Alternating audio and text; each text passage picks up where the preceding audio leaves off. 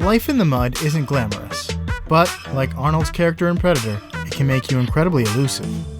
One order of amphibians has a subterranean lifestyle that causes them to be so rarely seen, they can be difficult to study. However, researchers have unearthed a few secrets, and what they found has made this small order of amphibia some of the strangest kids in class. But underground and offbeat are exactly the kinds of creatures we're after on Life, Death, and Taxonomy. Welcome back to Life, Death, and Taxonomy. It's 30 minutes of interesting animal info for you. I'm Joe. And I'm Carlos. And today we're talking about a slimy tube that has a vague resemblance to a nasty appendage that might shoot out of an alien at Sigourney Weaver. But more on that whenever you get a chance to look at the picture. Ew.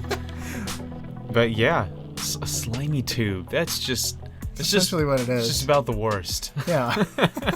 But it's not a worm. It's definitely more complicated than a tube. It's not a snake. But we're talking about it's a worm. It's a snake. Nope.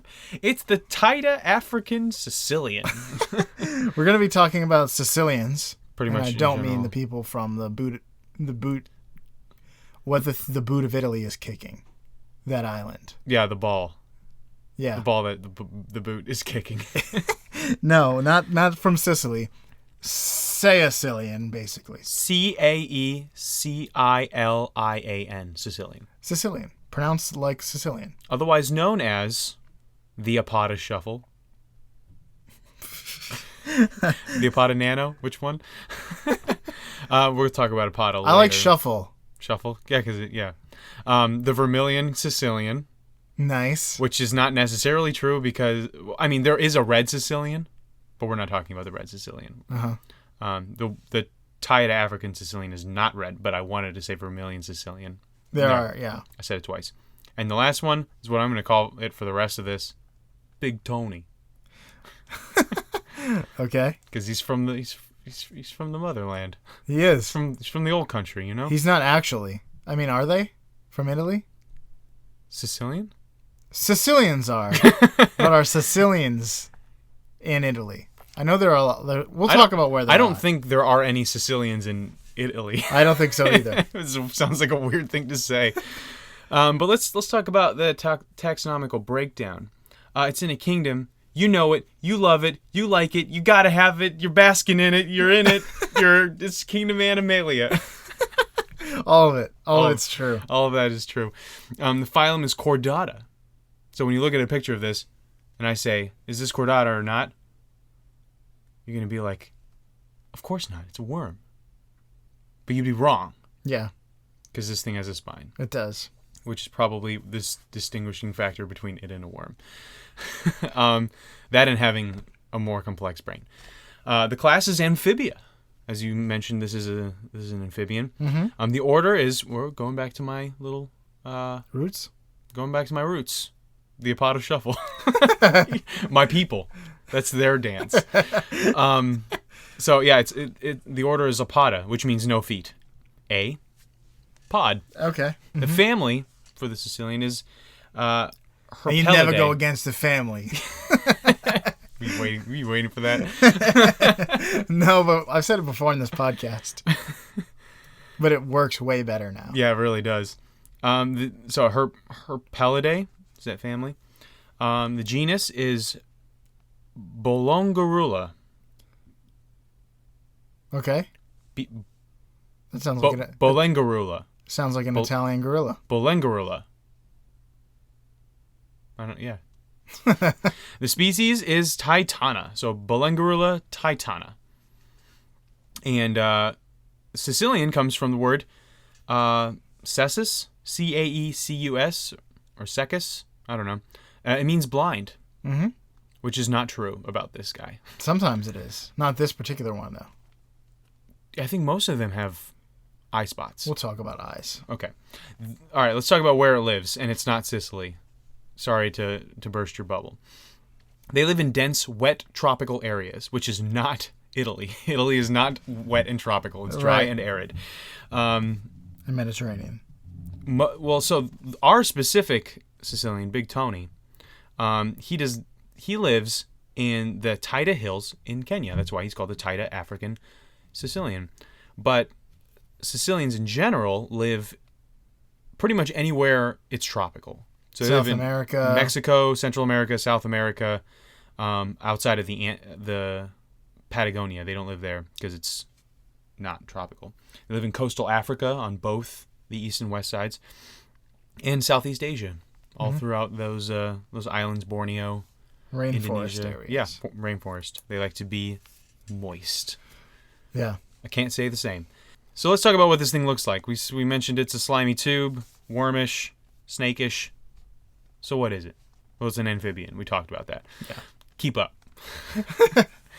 But when I thought of an amphibian, I think of a salamander or a frog. That's pretty much all there is, right? Yeah. A newt, maybe. There's like a million frogs. Yeah, there's Different frogs, and there's like 6 of these. there's enough frogs to go around to like fill up the whole class of amphibia. But no, this is a legless, long, squirmy, seemingly eyeless, like worm thing. Yeah. When you look at it, it's like, that's a worm. Yeah, but it ain't. It ain't. It's basically a big blue earthworm, but this one has bones. Yeah.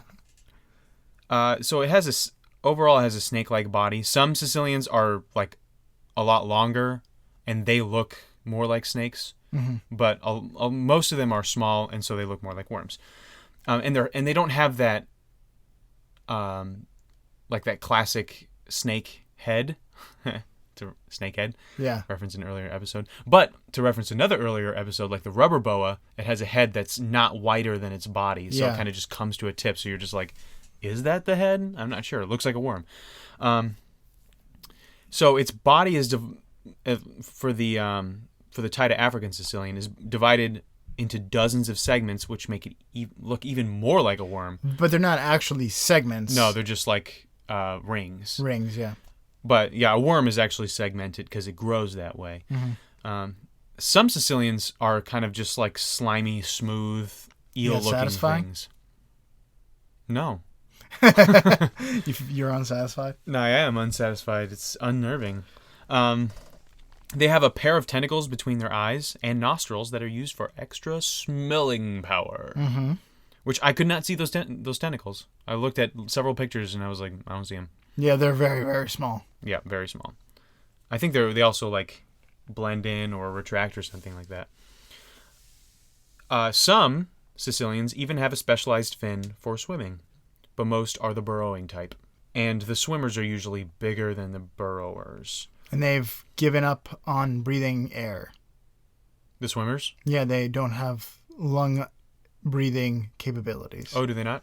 Because one of my fast facts is that most of them have lungs. Yes. To breathe air, but they can also absorb oxygen. It's like 2 or 3 species that don't breathe air. Don't breathe air. Do they have gills instead, or do they just absorb oxygen through the water? I do not know. I think they have gills. Well, I don't know. Because remember we talked about the toad can just like sit in a puddle of water and rehydrate? Yeah. That's crazy. So yeah, its skin houses calcite scales for a little bit of added protection. And it can also secrete a toxin to deter predators like a lot of other amphibians. Yeah, it actually has like it covers its body with this slimy mucus nonsense. It is nonsense. It allows them to easily like shimmy shake through tunnels and stuff underground. Mm-hmm. But it's also toxic and nasty. Don't eat it. Yeah. Don't handle one and then put it in your mouth. Your hands. Yeah, don't handle one and then stick your entire hand into your mouth. Yeah. Don't stick this entire animal into your mouth either. Yeah, don't do that either. Oh, I mean, what do you mean by toxic? Like foul tasting or poisonous? Poisonous. Okay. So not venomous. Caecilians range in all kinds of lengths and sizes, with the larger ones swimming and the smaller ones burrowing, as I mentioned. But where does the Taita African Caecilian land? I have no idea. Yeah, nobody knows. I really don't. But couldn't find any information We picked this one because it was prettier. Because it's blue. Like I said, it's a blue version of this. Because to even make them look even more like worms, a lot of them are pink. Yeah. So it's very hard to find information about specific species of this because everyone's just talking about the entire order. Yeah, whole order. But speaking of size and dimension, are you ready for the listeners' favorite part of the show? Not really. Okay, let's do it. It's time for the listeners' favorite part of the show, the part of the show where we relate the animal's size and dimensions and other interesting numbers in relatable terms. I need to figure out a second word that's better. We relate things in relatable terms. That's yes. right. We're writers. We convey them in relatable terms. There we go. We're professional writers. In the form of a short but increasingly impossible quiz show where I pose Carlos questions. I don't know if it's getting increasingly impossible. Unpredictably impossible. There we go. But it's also the part of the show that's introduced by you, a listener. And this week, we are introduced by a listener named Cook. Take it away, Cook.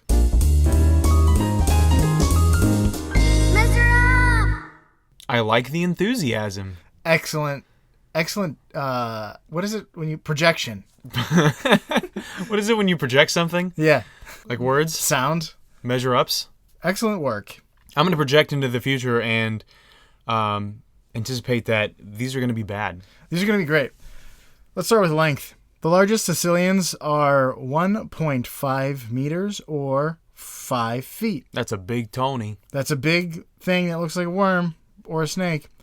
How many Caecilians go into the Rocca di Novara, a mountain in Sicily, where there are no Sicilians? Where there are Sicilians, but also no Sicilians. Right. Here's a hint. At certain angles, the mountain is said to appear to have a human face. At its peak, there are remains of pits that were carved in stone by ancient peoples to collect snow. So it's the height of this thing? Yeah. I have no idea what kind of mountains are in Sicily. I'm going to say that this, what'd you say? Rocca de what? Di Novara. Rocca di Nevada is 2,000 feet tall. That would mean that there are 400 snakes. You're half right. I'm also wrong because I called it snakes. Yeah. 400 Sicilians. Well, you're half right in that you're halfway to the correct number, which is... Wow, it's a tall mountain. It's 4,400 feet, and it's 880 Sicilians. That's a tall mountain for... I mean, I guess, like I said, I had no idea. I know there are Alps in Italy, but those are up near the Tuscan area. Speaking of Tuscany. Uh-oh. This has nothing to do with that. We're talking about order size. The size of the order. There are 256 species, and 56 genera. Even though I counted them all up, and I counted 57, I wasn't sure if, one was in multiple categories, but there might be 57 genera. How many species of Sicilians go into the total number of Sicilians in Sicily? I think we've lost a lot of people at this Here's point. a hint. Sicily is the largest island in the Mediterranean. It saw over 600 years of conflict between 580 and 265 BC, which were known as the Greco-Punic Wars. That's a long time to, for an area to be... You'd think people would just be like, let's just go, you know? Let's There's go. a lot of fighting here. That's what I would think about a lot of places in that area. It's like, there's so much fighting here. I'm just going to go somewhere else. Yeah, well, we don't know why they were fighting, I guess. Well, we don't. Someone does. They did. Yeah, they did, and the people who wrote the Wikipedia page probably know. I don't know, 10 million people. That sounds like a decent, solid number. And you said 56. Oh, man. Well, 256 species. Oh, 256 species. Got it. We'll round that down to 250 so that we can get four of those bad boys in 100. So 4, multiply that by 10,000 to get 1 million. So we'll multiply by 100,000 to get 10 million, which is what my guess was. So 400,000 genera. No, you're looking Or for orders. species. Wait, what? How many species of Caecilians go into the total number of Caecilians? So, How many groups of the species? yeah, so like there's 256 species. How many of that go into the number of Caecilians? The same thing we do every time we do the species order. Or the There order are set. 400. My guess is that there are 400,000 groups of 250. Gotcha. That's what I meant. Gotcha. Okay. You said genera. Oh yeah, whatever. Yeah. So. But it is all in the genera. Oh, I mean all in the order. Yeah, I mean, yeah. Anyway, 5 million. It's 5 million people. Man. 19,753. Do you have any more fast facts? Yes. Let's do some fast facts. All right, let's talk about their diet. They like to eat insects, termites, and sometimes plant material, they think, because these are not very well studied Caecilians. Some, like Martin Luther, like we mentioned last time, have a diet of worms. That's a deep cut joke. Yeah. I hope somebody out there appreciates it. I mean, it can't be any deeper than the jokes I was making about Martin Luther last episode. In order to really appreciate this podcast, you really need to read some Martin Luther biographies. You really need to be a Calvinist. Yeah. Well, or a Lutheran. Yeah, I guess they care a lot about Martin Luther as well. Yeah, well, yeah, like I was gonna say, the earthworms seem to be a particular favorite of the Caecilian. Yes. Some suggest that Big Tony is a detritivore, eating only dead organic material, but that is just a theory. Now, here are some fast facts. I already said the one about the fact that they can breathe through their skin, but they are also not actually blind. But you said apparently some of them are. Most of them have like those light spots where they can tell when something is brighter than something else, and that's about it. Yeah, they have eyes, like tiny eyes, either on the surface like normal, or beneath the skin, or beneath bone layer. So yeah, so what's the point? What do they see? They're vestigial at that point. They just have eyes that look at the backs of their skulls. Yeah. They might still be able to see like when you look through your eyelids and you see like red, because you're in a bright area. Through the skull? Well, I don't know how thick this layer of bone is. It could be thin. I think it's relatively thick because they do a lot of burrowing. They do. So the last thing is that they move like inchworms on the ground, which you see this thing and you would be like, oh, this thing probably either wriggles or slithers like a snake. Mm-hmm. But no, it does the whole like anchoring its lower part and then kind of flinging its upper part forward. Kind of like how the goby fish scales a waterfall. But how can you do that with a spine? I don't understand the question. Well, snakes don't do that because they have a spine, a fixed spine, like a spine that you can't do like an accordion thing with a spine. Goby fish have a spine and they do the same thing. Theirs is probably more like a crunches. Yeah, well, I mean, they can say what you're going to say. I will say what I'm going to say. So Searching into say. They move like an earthworm, even though they have a spine, because their spine, their vertebrae, can move independently of their muscles and skin. Sounds painful. So it's like your foot in a sock. Your sock will like scrunch forward, and your foot will follow it. Ugh. Your foot in an old sock with no elastic on it anymore. Oh, it's the worst. No, that's a bad sock. But when they're much more graceful when they are in the water, they swim like eels, or like snakes in the water. But that's all I got. Yeah, so you were right. They have like a rigid skull, and it's pointed. So they use this piston maneuver to like push into the dirt and then move the rest of their body in. It sounds terrible. Yeah, it sounds like they need to invent a different way to move. But they do it, and they love it, I assume. They know nothing else. Yeah, they don't. Did you mention that the short tentacles on their face can detect chemicals? I said that they were for nose things. Well, they have nostrils, and they also have these tentacles, and the tentacles can, detect chemicals. So does your nose. Yeah, it's different, but also similar.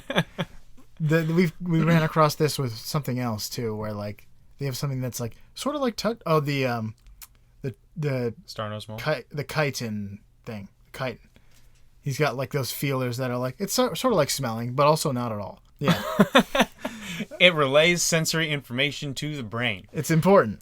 Let's talk about the majorest effects in this particular episode. Good. The Taita African Caecilian lays eggs. I'm not surprised that. Whoa, like that's not surprising to me. I knew that already. I'm smarter than you thought. Episode done. I'm smarter than you thought I was. But over 70%, probably like 75% of Caecilians give birth to live young. Oh. Which is not common for amphibians. Mothers will stay with their young to protect and feed them as they grow, which is also not uncommon for amphibians. Sometimes frogs do this, though. Being a good parent? Yeah. I have a frog that I want to talk about in some other episode. It's a good parent. Okay. It's going to be Spoiler alert. It's going to be a good one. However, the teeth of an adolescent is different than adults and may not be good for eating a normal Sicilian diet of worms. Instead, these baby teeth are flat and spade shaped, and they're good for digging into flesh and stripping it. Plus, yeesh. Yeah. Plus, some Sicilians lay eggs with very little yolk, or like nutritional stuff that egglings would feed on. Hatchlings? They're not hatchlings when they're still in the egg. Are they egglings? No, I think they're just fetuses. Embryos. Yeah. So the babies usually hatch prematurely and they still need to develop. So what is a mother to do? She lets her babies eat her skin. What would you do? Not that. Females grow an extra layer of especially fatty skin that her babies will bite off and munch on as they grow. Isn't that great? Like adults, the adolescents will go into a death roll when they bite, like an alligator. It's also called a long axis rotation. That's not as fun as Death Roll. Yeah, it isn't. Starring Sounds like a very spicy sushi roll. Who's the Mexican actor with the huge handlebar mustache who stars in Death Race? Danny Trejo? Yes. Starring Danny Trejo. Death roll. Yeah. That's his death roll. This is the greatest of all rolls. This is the best roll. So babies can actually eat the mother's skin off in as little as 7 minutes. Just that top fatty layer? Yeah. Good. That layer can grow rapidly and can be replaced within a day. Wow. So she can be harvested upon again. This is like Dracula ant levels of brutality, but it's like reverse. So it's reverse Dracula ant syndrome. Yeah. So when they're observed, the female doesn't seem to have a problem with any of this. So it doesn't seem like she's in pain, or if she is, she's very stoic about it. It's kind of tough to show pain when you are an eyeless worm thing. Well, you can like. It's like, is that a grimace I see? I can't tell. Not doing that classic worm, like frantic flail that happens when you touch it. So what I read though, they every few days they will just go into a frenzy, and devour her skin, and then stop. Or they'll fight over scraps. They won't continue to eat her once that layer is gone. The rest of it's toxic. Yeah. Well, probably not to them.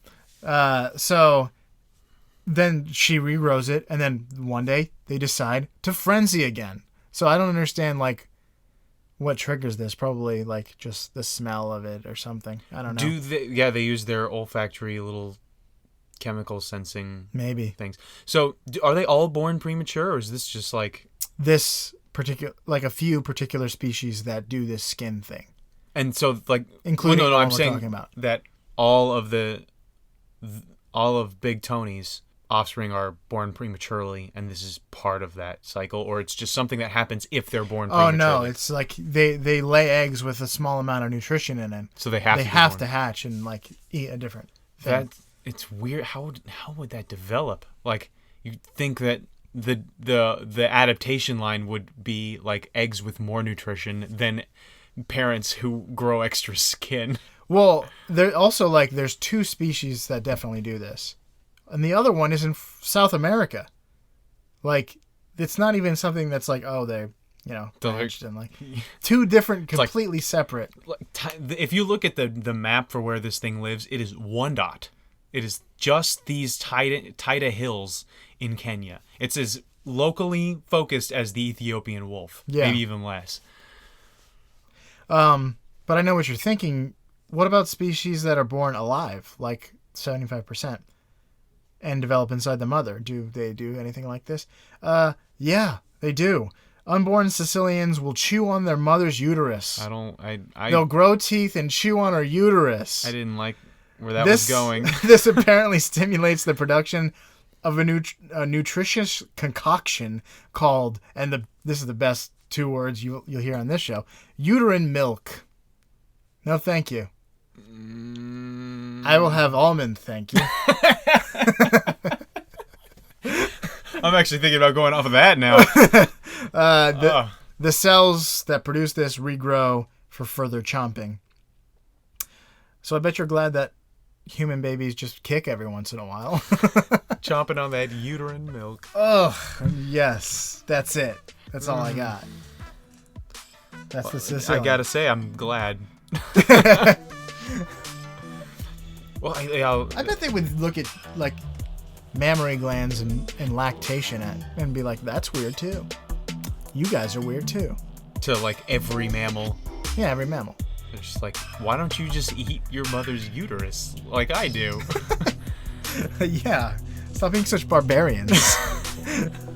It's perfectly good. It's enough to go around. Yeah. Oh, man. I'm glad sharks don't do that. That would be nuts. Well, there are certain bug species that will literally eat their way out of their mother. Yeah. There's the giant octopus that will lay eggs. They'll hatch, and then she'll die. Yeah.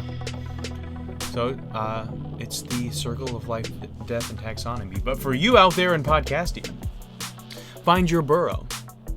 Be a good parent.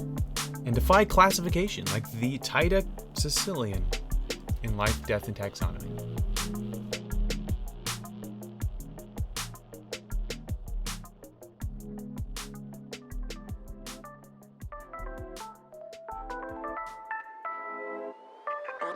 Hey, LDT listeners, we know you love learning about animals that are interesting.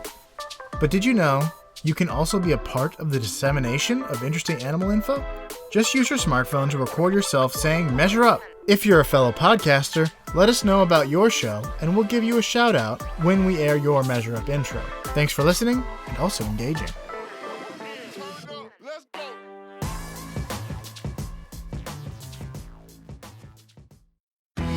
Life, Death, and Taxonomy is my favorite in the world podcast. The Taita Africans. Yeah, I forgot how to pronounce it. When Africa? Every time I read it, I see Caecilian Murphy. Caecilian Murphy. Why did I not say that? Can we put in Cillian Murphy? Sicilian Murphy? See, that was the one that was floating somewhere just outside of reach. And I went with Apoda shuffle. I like that because they shuffle. Measure up, Buttercup.